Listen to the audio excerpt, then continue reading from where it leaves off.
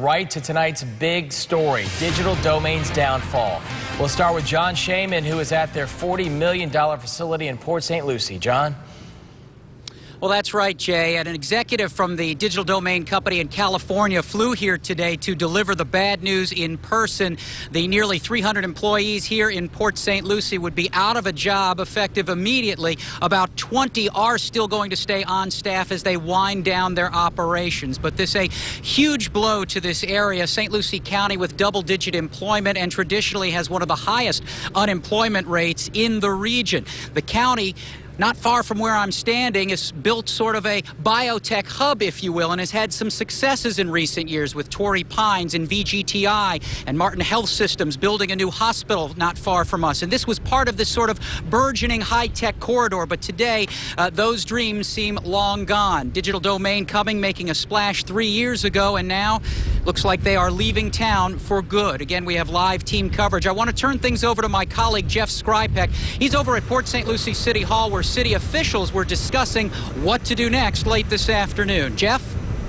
Well, John, as you said, city leaders here at City Hall just finished speaking out about digital domain, laying off 280 of its 300 employees. And when we were inside, the tone inside was very somber. Many of the city leaders saying that they felt more hurt more than anything else. Here they have a company that they recruited, they said, and invested millions of dollars in, hoping that it would bring jobs, and all they've got in return is not even a phone call back. Actually, the city manager told us the only way he actually found out about the layoffs was through the media, and the only thing he had to go off of, he was actually at the podium reading line by line the press release and reacting to it that way, because he actually says he hasn't actually spoke to digital domain. So here at City Hall, they are, as I said, hurt. Now, the mayor actually even spoke out too, and some council members, and the point they were trying to get across is that this affects more people than just the 280 people that are being laid off. They have families, they have kids, many of which have chose to come out here and invest in the community, invest their lives. We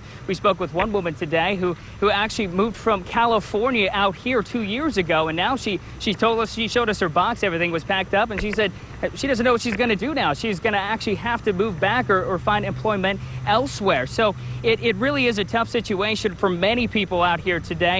And as I said, the city manager said he was blindsided by this, never knew anything about it. And the fact that the city actually invested about $50 million in it, and coming up, they actually have a payment. They have to make a payment on it. And here's what the city manager, I don't know if we have the sound, here's what the city manager earlier today had to say about the layoffs happening at Digital Domain.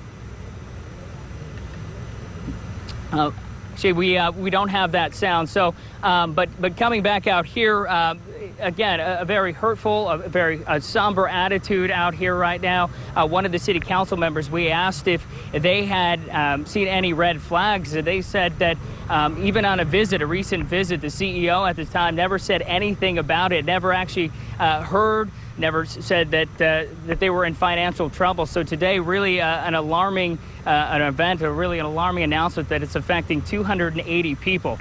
John, back to you. All right.